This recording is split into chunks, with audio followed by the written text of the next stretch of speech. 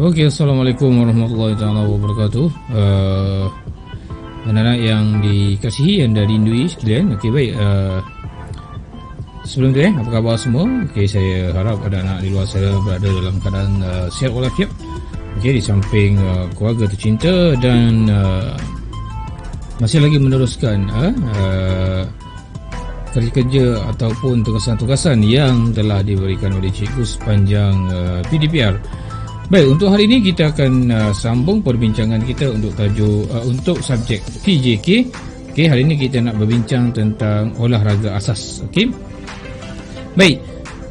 Olahraga asas olahraga asas ada 3. Okey, satu lumba jalan kaki, yang kedua kita ada lompat jauh, dan yang ketiga kita ada rejam lembing.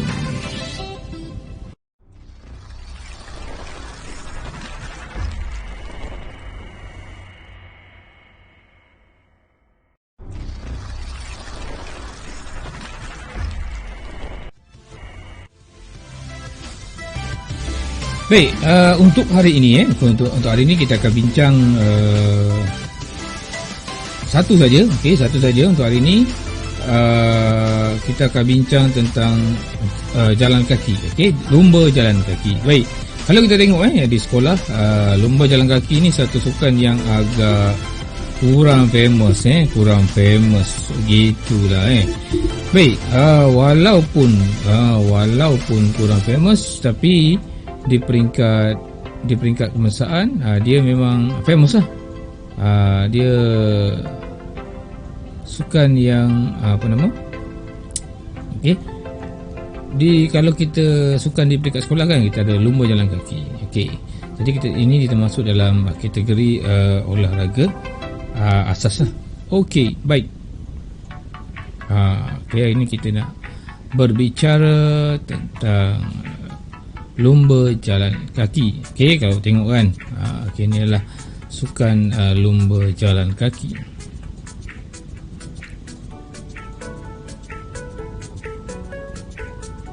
Okey, baik. Apa itu lumba jalan kaki? Okey, lumba jalan kaki ni salah satu acara olahraga dalam kategori jarak jauh. Dia ni adalah satu kategori jarak jauh. Okey, biasanya dia dipertandingkan di mana? Okey, di jalan raya ataupun di track lah.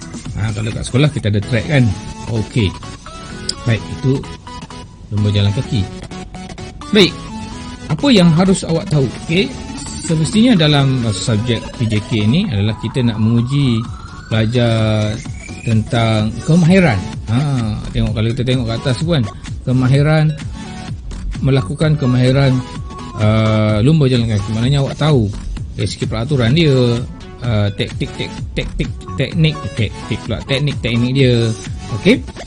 So saya harap habis video ni awak tengok dan awak boleh faham lah. Okey, so pertama kita tengok peraturan dia. Kita tengok peraturan dia. Dia ada beberapa peraturan lah.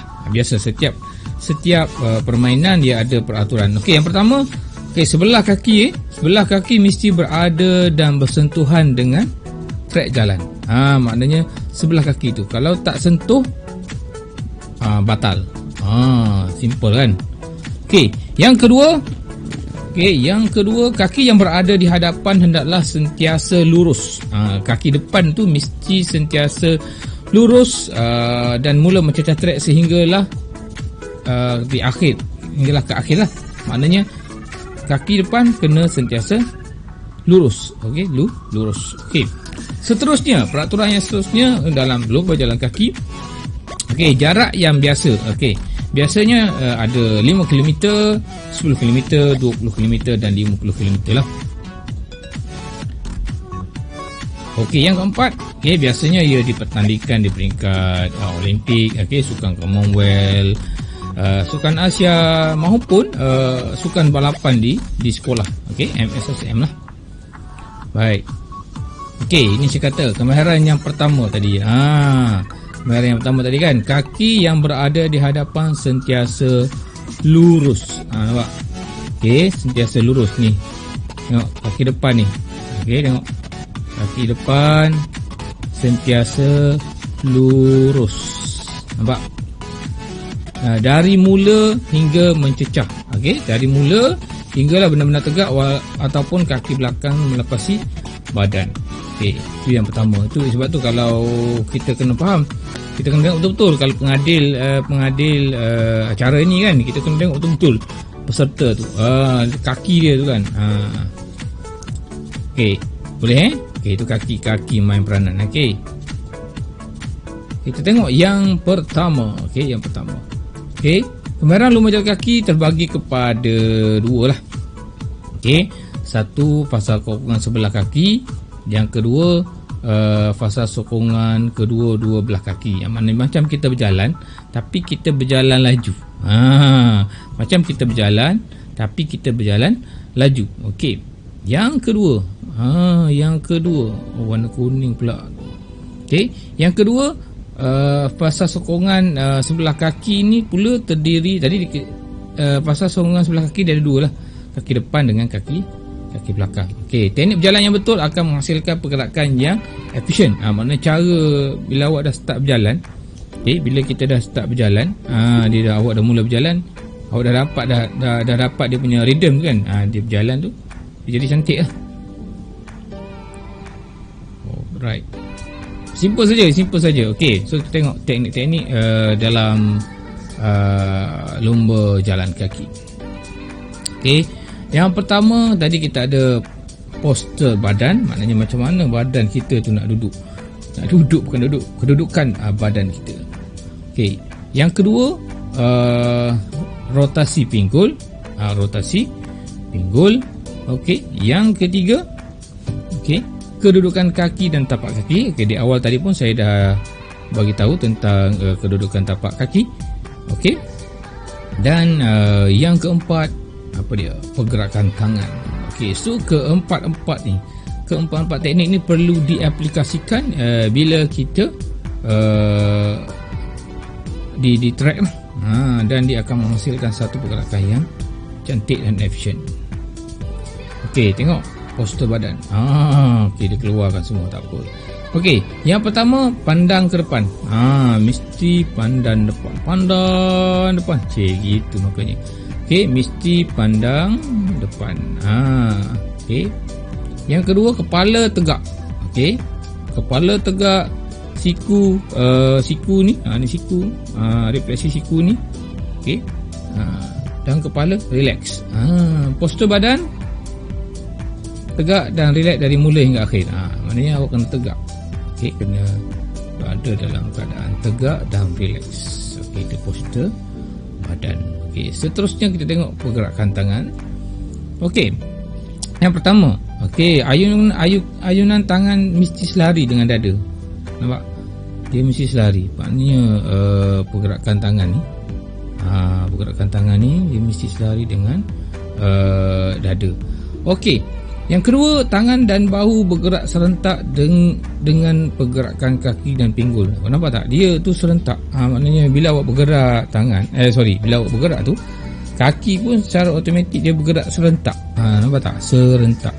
Itu kena faham bila serentak. Okey, semasa ayunan ke belakang, tu, lengan dirapatkan ke pinggul. Nampak? Lengan tu mesti rapat ke sisi pinggul. Kan. Okey. Dan kekalkan imbangan ni ketika ayunan tangan. Maknanya masa ayunan tangan tu, maknanya kita kena stabil. Okey, kita kena stabil dan kita kena maintain. Okey, itu pergerakan tangan. Okey. Seterusnya kita tengok kedudukan kaki dan tapak kaki. Ini tadi saya kata tadi, kalau boleh tengok gambar ni kan. Tapak kaki yang depan mesti sentiasa rapat. Okey, sentiasa rapat dengan ni kalau tengok yang ini kan, sentiasa rapat dengan track. Okey, semasa melangkah tumit kaki menyentuh tanah terlebih dahulu. Tumit. Baca kata mesti tumit. Tumit ni. So melangkah tu, tumit tu mesti melangkah. Kalau ni tumit kan, tumit tu kena langkah, kena sentuh tanah dulu. Okey. Yang kedua, kaki perlu lurus semasa menyentuh permukaan track. Ni saya kata tadi. Ni kaki kena lurus. Okey, lurus. Okey. Baik, yang ketiga, fleksi ujung jari setinggi yang mungkin. Ujung jari ni, ujung jari. Okey. Setinggi yang mungkin lah. Nampak? Setinggi yang mungkin yang ni. Ni. Okey. Buka langkah untuk menghasilkan jarak bukaan kaki yang luas. Jadi kita kena buka lah jarak tu. Maknanya jarak awak ni kena seluas yang mungkin. Tapi kita masih lagi tengok tapak kaki, tengok tumit, tengok kaki kita yang utama tu, kita punya rotasi tangan tadi. So bila kita dapat momentum itu, bila awak berjalan tu, dia akan cantik lah. Itu kedudukan apa nama ni, kedudukan kaki dan juga tapak kaki. Baik, seterusnya kita tengok lagi. Kedudukan kaki yang sesuai adalah seperti berjalan di atas garis lurus. Maknanya kaki tu macam kita berjalan atas garis lurus lah. Bayangkan awak berjalan atas garis lurus ni kan.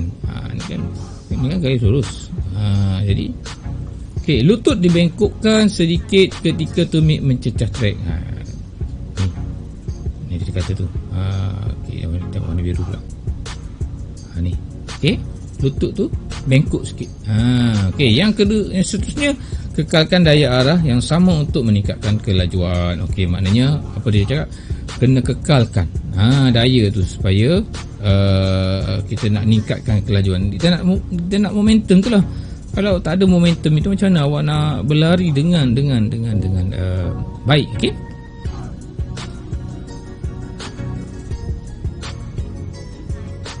Alright. So itu saja, simple dan mudah. Untuk lumba jalan kaki. Lumba jalan kaki. So saya harap awak boleh faham teknik, skill dan serta peraturan. Dia mudah saja. Dia lebih kepada, kalau kita simpulkan balik jadi kita telah bincang tentang lumba jalan kaki. Yang pertama, kita cerita tentang masalah pengenalan tadi, apa itu jalan kaki. Yang kedua, kita cerita tentang peraturan. Yang ketiga, kita cerita tentang teknik. Jadi ada 4 teknik ni. Jadi kalau awak boleh faham, boleh faham, insya-Allah awak boleh. Sukan ni sebenarnya mudah. Asalkan satu, awak tahu teknik dia. Yang kedua, awak tahu peraturan dia. Pertama peraturan lah. Apa pun peraturan. Yang kedua, teknik dia. Dua je. Sukan apa pun kita tengok, ini je awak kena tahu. Jadi kita akan lebih mudah. Macam contohlah kita tengok sukan yang famous, bola sepak. Kalau awak tak faham peraturan dia, awak kata kenapa awak akan nampak pelik kan? Kenapa tak boleh? Ini kenapa tak boleh?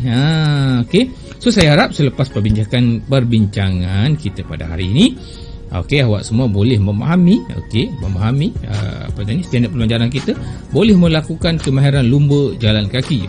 So kalau boleh lepas ini saya akan bagi tugasan, awak boleh buat video. Menarik sebenarnya, awak boleh buat video tunjukkan teknik jalan kaki yang betul. InsyaAllah. So itu saja untuk hari ini. InsyaAllah kita jumpa lagi di lain hari. Dan insyaAllah juga kalau ada rezeki, kita akan bersemuka. Mungkin insyaAllah bulan hadapan. So anak-anak boleh bersedia lah. Alright. So tadi telah pun kita bincang tentang lumba jalan kaki. So next class kita akan tengok untuk acara lembing dan juga satu lagi. Akhir kata, jaga diri. Assalamualaikum warahmatullahi taala wabarakatuh. Bye bye.